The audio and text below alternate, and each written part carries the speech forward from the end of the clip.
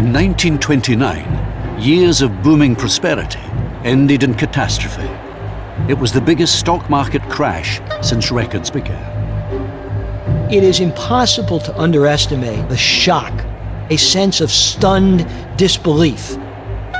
First-time investors borrowed huge amounts of money to speculate on the market. The market broke very sharply, and a lot of people were wiped out with it. It was very painful. Later, thousands of banks failed. Millions lost everything. The poverty was really all around us. It was really, really pitiful. The crash was followed by a depression that spread across the world, lasted for a decade, and was a prelude to war. This is the story of a financial disaster that we hoped would never happen again.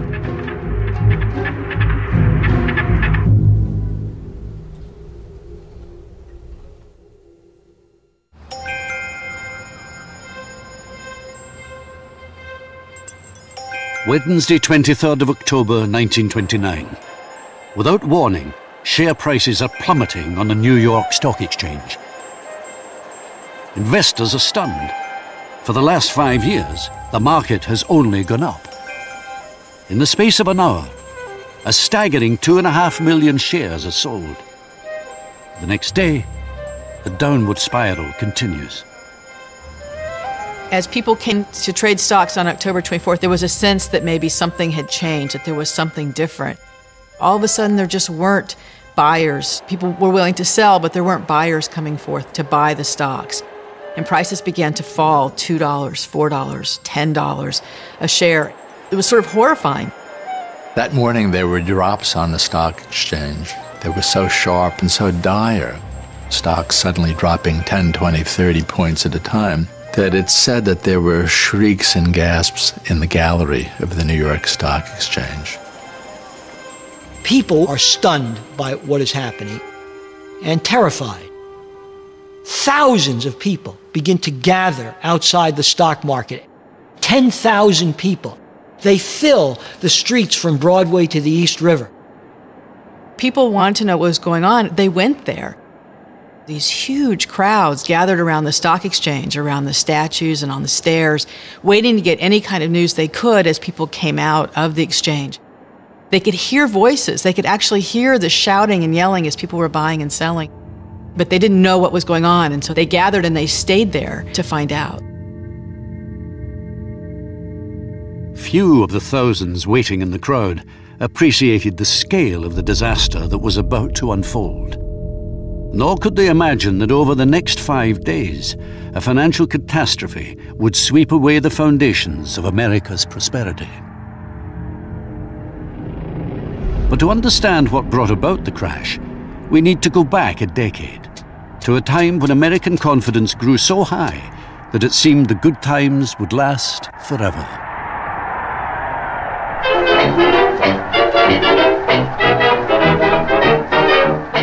In 1919, the US had emerged victorious from World War I. A mood of optimism was in the air. Britain and its European allies were exhausted financially from the war. But the US economy was thriving, and the world danced to the American tune. The uncertainties were over. There seemed little doubt about what was going to happen. America was going on the greatest, gaudiest spree in history, and there was going to be plenty to tell about it.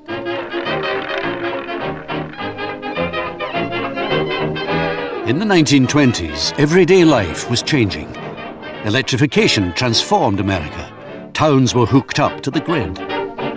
New technologies emerged. Airplanes, radios, domestic goods that had started life as luxuries now became necessities. The car industry also boomed as people flocked to buy one of the new Ford or Chrysler automobiles. An era of boundless prosperity seemed to have begun.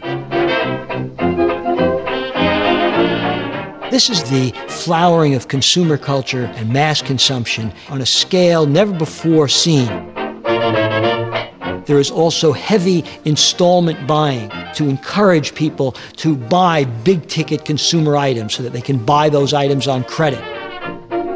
This type of consumer credit was another innovation of the 1920s. For the first time, the idea of buy now, pay later hit the mainstream.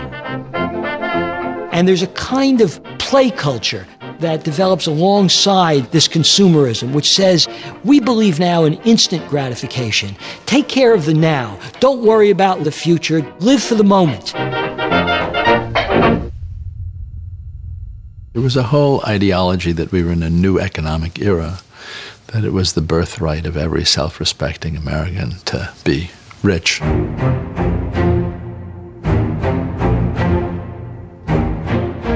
With easy credit and more disposable income, Americans were now looking for new ways to get even richer. Since World War I, the US government had sold bonds, known as Liberty bonds, to pay for the war. This was a way to borrow money from the public, who in turn would receive interest payments on the bond's value. Celebrities such as Charlie Chaplin and Douglas Fairbanks had been recruited to promote them at huge rallies. Liberty bonds caused many people to become investors in securities for the first time. For the first time in their lives, they got interest payments every 6 months, and the security was something they could trade on the market, so they could look in the newspaper and see what the price of my bond is today. Liberty bonds created an investing culture. Most people had never purchased securities before, and it got ordinary people accustomed to buying securities. Now there was another group of people who thought they could take advantage of this new investing culture. The bankers of Wall Street. For years, Wall Street, the center of American finance, was made up of a small elite group of bankers doing business with each other in a society closed off to the general public. But one man saw an opportunity that would change the face of the financial world. Charles Mitchell, president of National City Bank, spotted a lucrative gap in the market. Mitchell saw that investors had purchased a lot of government bonds during World War I. And so he said, now we have an investing public there, all we need to do is market other products like corporate bonds, common stocks, and just tell people these are respectable investments. Mitchell was a natural salesman with a big ambition. If people were willing to buy bonds to raise capital for the government, surely they could be tempted to buy stocks and shares to raise capital for private companies listed on the New York Stock Exchange. And they could make a profit for themselves in the process. Gradually, people who never dreamed that they would invest in stocks were doing so, and stocks lost a lot of the stigma. Historically, stocks had been considered much too risky for ordinary people. Whereas in the 1920s, there was a sense that investing in stocks was not only safe, but reliable and respectable.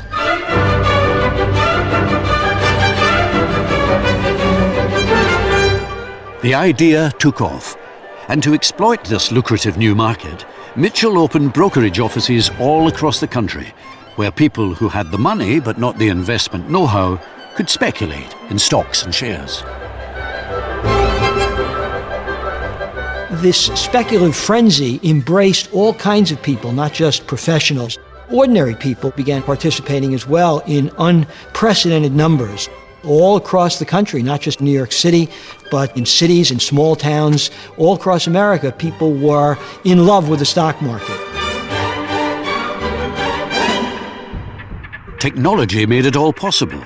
The latest share prices flashed from Wall Street could be printed out within minutes across America, using telegraphic ticker tape machines. You could find ticker tape in nightclubs, in railroad depots, in beauty parlors, on ocean liners. The market became a pervasive part of America's play culture in the 1920s. I eat, sleep, dream, talk stocks. The only way I believe to make money. It's exciting. I love it. $17,000 profit on $3,500 capital. Not bad. There were wild speculations in all kinds of securities. Movie company stocks, aeronautical stocks, all the auto company stocks. One of the hot stocks of the 1920s was Radio Corporation of America. It was a lot like today's Google. You know, it was cutting-edge technology. They had this idea that you could put radios in cars. Imagine that. The American investing public began to connect the products they were using that were coming from corporate America with the notion that, hey, I might own a share of the company that makes that product that I like. I'd have to see my broker, find out what he can do, 'cause I'm in the market for you, all sweet. By the mid-20s, around 3 million Americans were in the market, and Wall Street gripped the public imagination. With tales of fortunes being made overnight, the idea of a great bull market, where shares only seemed to go up, took hold. Every popular magazine, every newspaper, every radio station was fascinated by what was going on in the stock market. People charted the activities of celebrities like Charlie Chaplin or Groucho Marx and were fascinated by what stocks they happened to be speculating in. The young comic actor Groucho Marx invested all his savings into the market and was so pleased with his profits on paper that he persuaded his brothers to invest too. What an easy racket. RCA went up 7 points since this morning. I just made myself $7,000.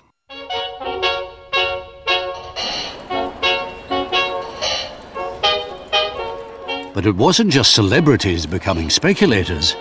The big Wall Street speculators were becoming celebrities themselves.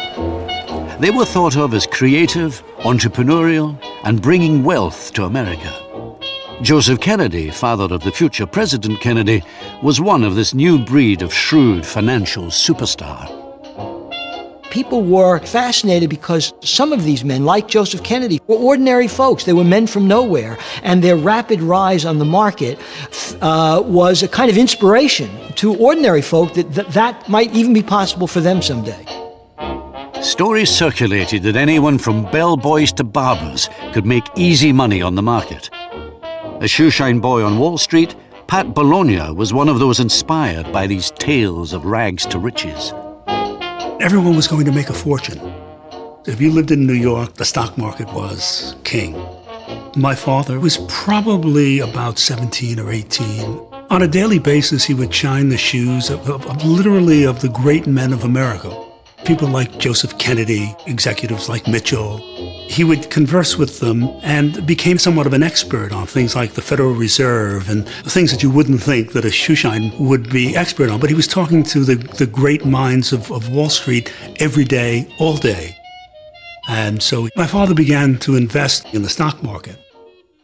If the truth be told, I learned how to reading the stock pages.